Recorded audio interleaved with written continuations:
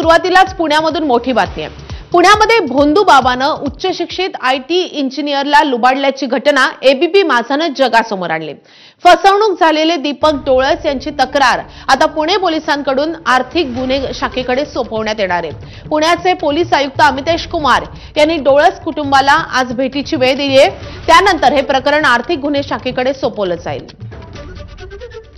या संदर्भात अधिक अपडेट देण्यासाठी आपले प्रतिनिधी मंदार गोंसर आपल्या सोबत आहेत। मंदार, आता या प्रकरणी महत्त्वाचा निर्णय घेतला जातोय, काय अपडेट आहे?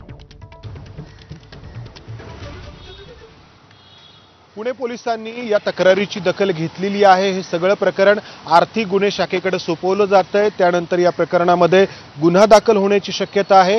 पुण्याचे पोलीस आयुक्त अमितेश कुमार यांनी आज या डोळस कुटुंबाला भेटण्यासाठी वेळ दिलेली आहे। दुपारी 12 वाजताच्या दरम्यान हे डोळस कुटुंब पोलीस आयुक्तांना भेटून त्यांच्यासोबत हा जो काही प्रकार घडलेला आहे तो त्यांना सांगणार आहे आणि त्यानंतर कायदा आपलं काम करेल अशी अपेक्षा आहे।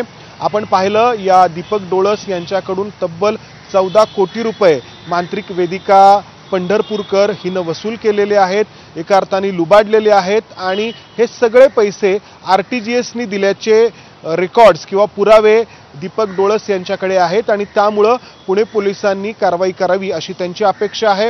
खूप मोठा हा सगळा भोंदूगिरीचा प्रकार आहे। दुसरीकडे वेदिका पंढरपूरकर ही जी मांत्रिक आहे ती कालपासून गायब झालेली आहे। आपण पाहिलं तिच्या बंगल्यामध्ये ती आता नाहीये, त्यामुळे पोलिसांना आधी तिचा शोध घ्यावा लागणार आहे आणि त्यानंतर तिच्याकडून पैसे वसूल कसे करता येतील यासाठी एक आराखडा देखील पुणे पोलिसांना निश्चित करावा लागेल। माधवी, नक्कीच हे प्रकरण खूप गंभीर आहे आणि त्या प्रकरणी आता पोलीस कशी कारवाई करतात, पुढे कशी पावलं उचलतात हे पाहणं खूप महत्त्वाचं असणार आहे। मंदार, धन्यवाद या सगळ्या सविस्तर माहितीसाठी।